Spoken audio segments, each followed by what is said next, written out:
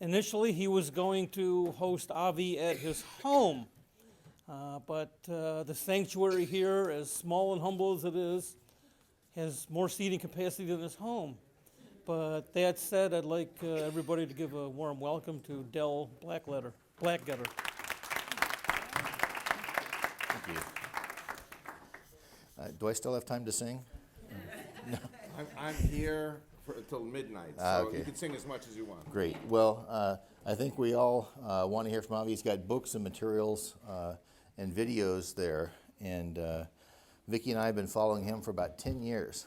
I found out my first Chuck Missler Stealing the Mind conference was 1995. Mm-hmm. And so that was when I first watched you, and looking very much forward to hearing this tonight. Thank you. Okay. Avi Lipkin.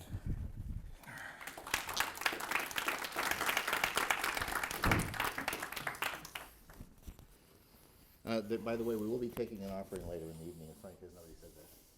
I have not. Okay. Feel more comfortable standing. Very or good. seated. We're taping, right? Yes. Okay, good. Yes, we are. Thanks, Jim. I always say a message that is not taped is not worth anything.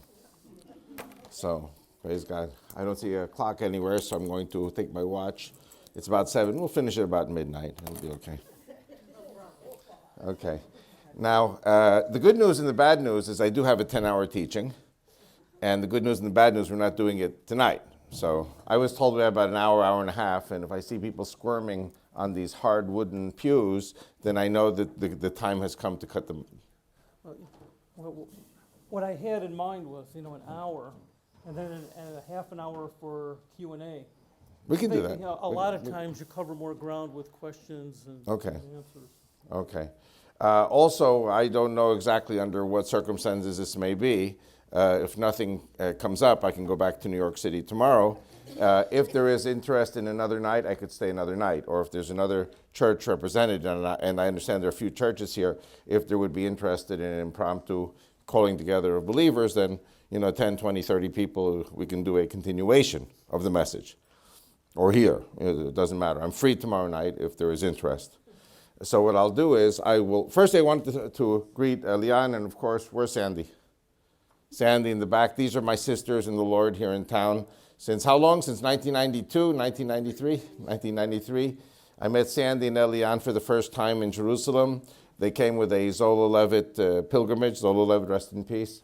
And so since then we've been tight. The only problem is after they met my wife, I was history. So they are sisters with my wife now more than with me, but we keep meeting at the same conferences and timeshares and traveling together, and it's very, very nice. Okay, we'll get straight down to the message. I will tell you basically what my message is comprised of, which will take about 5 minutes, and then I'll tell you what we're going to say tonight and what we're not going to say. So if you want more message, we'll do that some other time. I have really a 5-part message. The message that we're doing tonight is the second of 5 parts. The second part is called The 5 Deceptions of Islam, and what we're going to do in 1 hour, we're going to destroy Islam. I'm not talking about radical Islam. I'm talking about Islam. Because there's no such thing as the radical devil and the devil. The devil and the radical devil are the same. Or it's like, is there such a thing as moderate Nazis? That's the kind of subject we're going to be discussing today. And if you're looking for political correctness, that went out the window 10 years ago. So, okay. And by the way, one good thing about churches is that the truth will set you free. And when I go to churches, at least the churches that invite me, I just say it as I understand it as the truth, and no political correctness, because God is not politically correct. Okay. The first 2 hours, of course, which I'm not doing tonight, are the Judeo-Christian roots of our civilization. And I get into a lot of trouble with Jews and with Christians for saying this, but for me, Judeo-Christianity is one religion. And we have the same God, the same Bible. Messiah is a Jew from Israel who speaks Hebrew. And by the way, Jesus put on phylacteries and prayer shawl. If you want to see Jesus with the phylactery and the prayer shawl, this is not from Israel, by the way. This is from Jordan. It's from a Greek church in Maraba, Jordan. And I'm going to pass this around. I just got my hands on this a few months ago. And so it's very, very interesting. So I teach For example, how the woman with the issue of blood touched not the hem of Jesus' garment, but the edge of the tzitzit. So I see you guys are kind of like on the same wavelength with me. So I teach prayer shawl, I teach phylacteries, I teach things that Jesus said, for example, not a jot and not a tittle of the law will pass from the earth. And he says, do as the rabbis teach you to do, which is the law, but don't do as they do because they're hypocrites. Or he says, those who do not keep the commandments, those who don't keep the least of the commandments are the least in my kingdom. So, little things that Jesus said, to keep the law. He wouldn't eat ham, he wouldn't eat lobster, he wouldn't eat shrimp. And, the dream with, as long as you know where I'm coming from, the dream with the unclean animals, with Cornelius, is not going to Red Lobster. It means you reach out to the nations and witness. Okay. Okay, now that I've gotten myself into trouble with those people who don't agree with that kind of thinking, but it's okay. Muslims will kill everyone, so they're equal opportunity murderers. The third part, which I'm not teaching tonight, is about, for example, Oklahoma City, the attack on Oklahoma City. How many people here believe that Timothy McVeigh and Terry Nichols were all alone in the Oklahoma City attack? Does anyone believe that? You don't believe your media?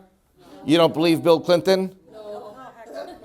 Okay, so Oklahoma City, in case you didn't know, was Saddam Hussein. McVeigh and Nichols were guilty to their eyeballs, but they were the fall guys for the Iraqi Army Republican Guards who were there. This is in my first book and third book. If you're interested, I'll be glad to spend 2, 3, 4 hours tomorrow talking about terrorism and infiltration and Islamic wars over the last 1,400 years, which I'm really very good at. I just never have time unless we do the 10-hour teaching. So that's tomorrow if we have time. Then I talk about globalism, the one world government, the banks, the corporations, the oil companies in bed with Islam to kill the Jews, the Christians, and the blacks.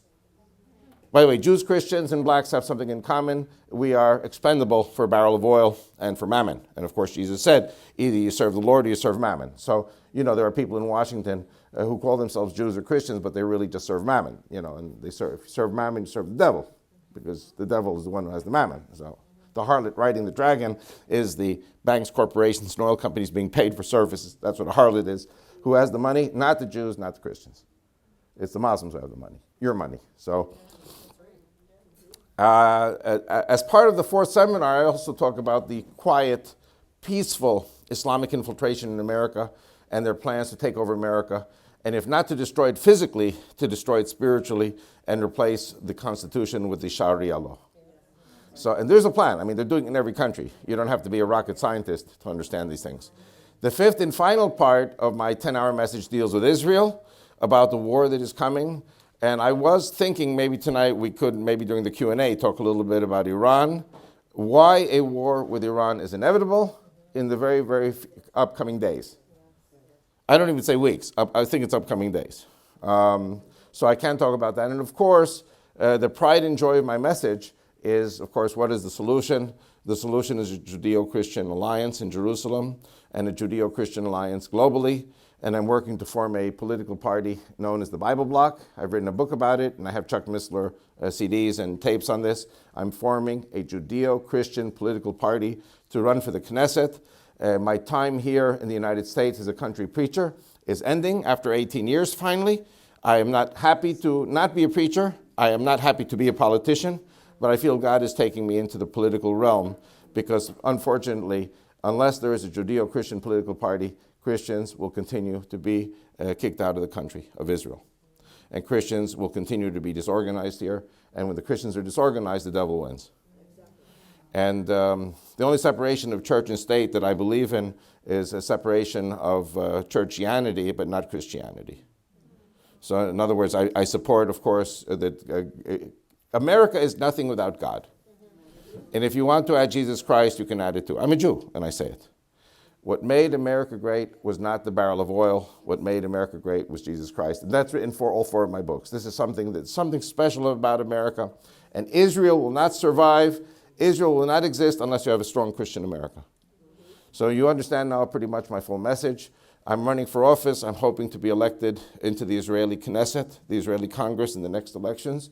And that would take about an hour and a half to talk about the political party and how I'm going to do it, because I have exactly a plan. And like I said, it's in my 4th book, Israel's Bible Bloc. Actually, the table's over there. Okay.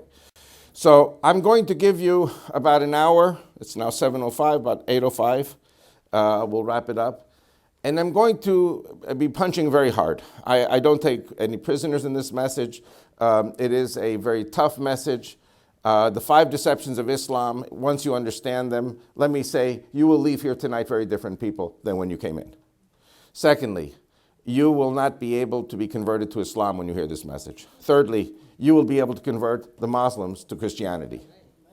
And my bottom line to you is bring them to the Lord, or they will bring you to the sword. Because their God is the sword, our God is the Lord.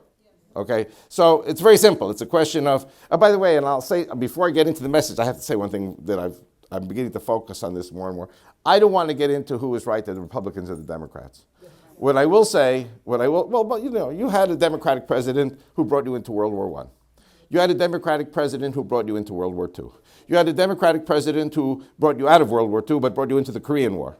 You had a Democratic president who almost started World War III with the Russians over the Cuban Missile Crisis, and you had a Democratic president who got you into the quagmire of Vietnam.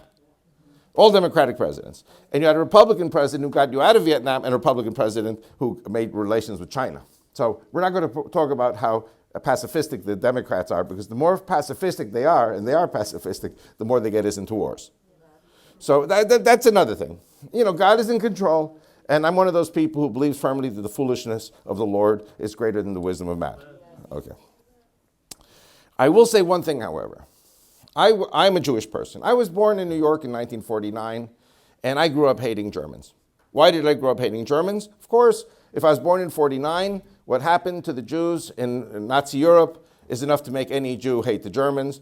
And as a young kid, we always spoke about, as Jewish kids, we spoke about, why did Truman drop the atom bombs on Japan? He should have dropped the atom bombs on Germany after what they did to us. That's how much I hated the Germans. And of course, in 1945, you know, Germany should have been turned into a parking lot, according to people like me when I was a young kid. But of course, America did not know what I was thinking. America did the Christian thing. What is the Christian thing? To love your enemy.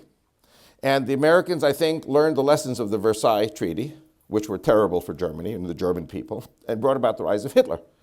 And so the American government, under the Marshall Plan, rebuilt Germany. And the American government, the American military, blessed the German people, something I thought was a mistake in the 60s, but I understand today that the Christian way was the right way, and America did the right thing. By blessing Germany with democracy, you turned the German people back into good people. Now, my family had a tradition from World War I that the Germans were the good guys. Because when the German army came into Poland in 1914, they were the good guys. And the Russians were the bad guys. No Jew in Warsaw, Poland, could ever believe in 1939 the metamorphosis that had taken place in the German character. The Jews went to the concentration camps because no Jew in his right mind, after the very good relationship we had with the Germans in World War I, no Jew could interiorize the fact that the Germans had changed. Okay, so the Germans were good in World War I.